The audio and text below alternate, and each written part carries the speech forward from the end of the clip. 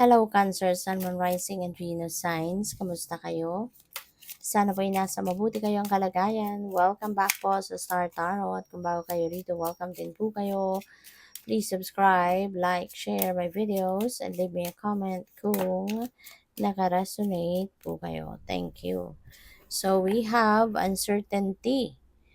The shades of gray within the fog will eventually lift. No? So maganda kasi maaaring kung ano man itong mga bagay, no, yung mga uncertainty na itong pinagdadaanan ninyo, ay encounter ninyo, mapapawi na yan. No? Mahahanapan mo na yan ng way out, you will be able to see where you are going, at siguro magiging sigurado ka na din sa kung ano yung mga bagay or mga steps na gagawin mo. Okay?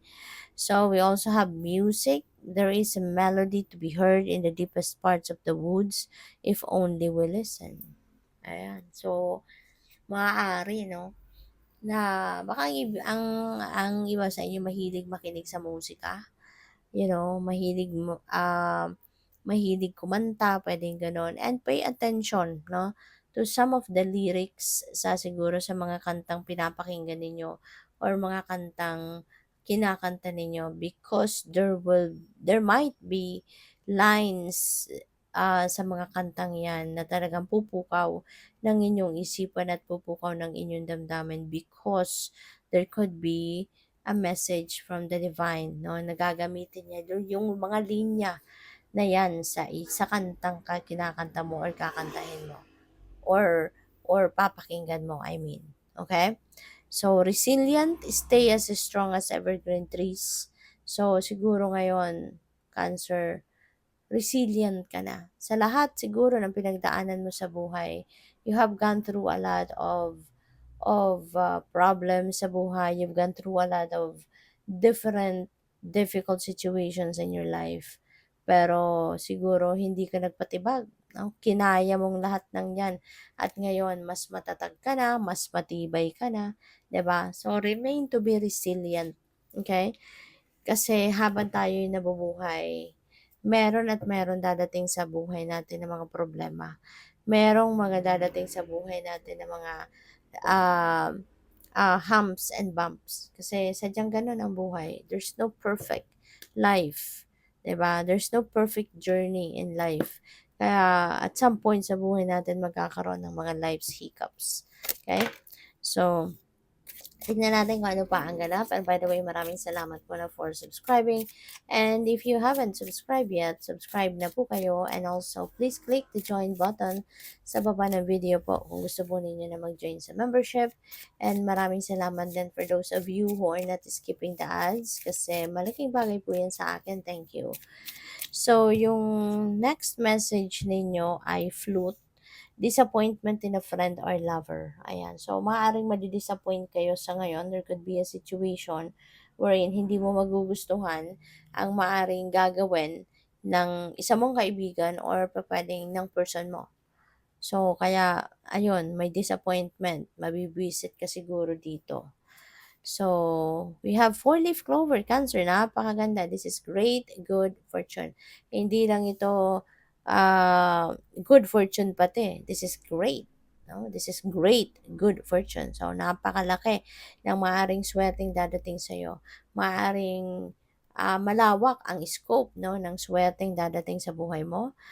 Things are definitely going to change for the better, no, in your life sa ngayon kasi this is great, good fortune. So, suswertehin ka sa kahit anumang bagay, anumang parte ng buhay mo. Pera, 'di ba? Suswertehin ka sa pera, sa trabaho, sa kung ano man ang source of income mo, sa negosyo, mga ganyan, or anything. Relationships, mga kaibigan, yung mga bagay na tinatransaction mo. So, anything, 'di ba? Talagang suswertehin ka. So, what else? We have first, pay attention to your finances.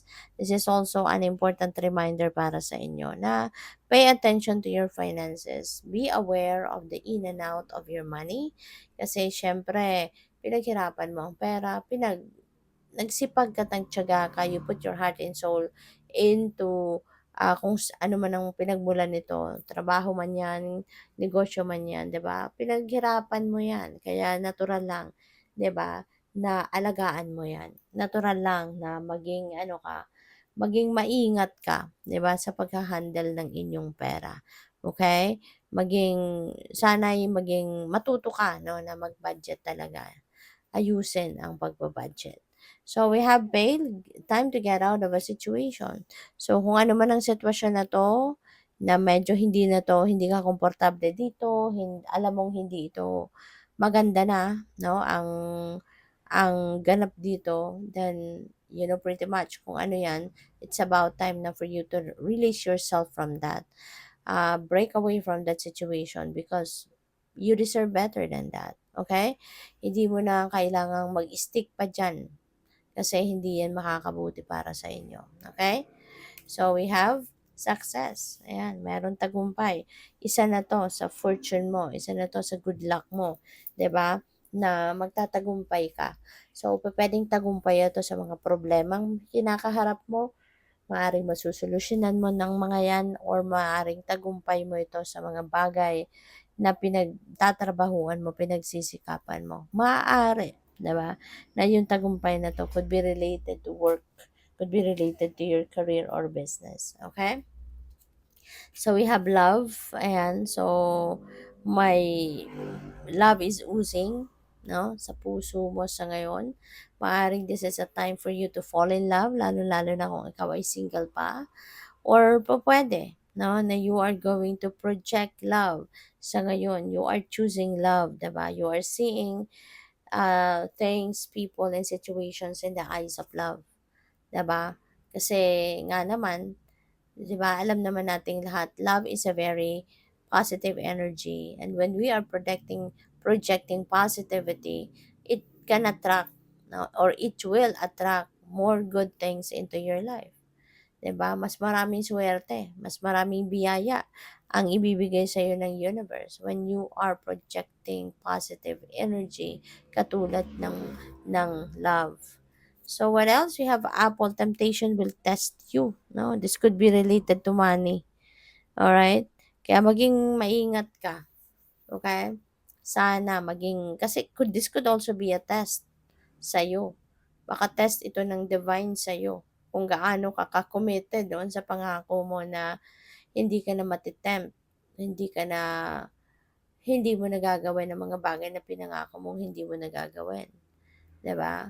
Or yung mga, let's say, mga vices, mga bisyo, mga nangako ka na sa sarili mo, nangako ka na sa Panginoon, nangako ka na sa ibang tao, na hindi mo na muling gagawin yan. So, this could be a test para sa'yo kung talagang mapapatunayan mo yan.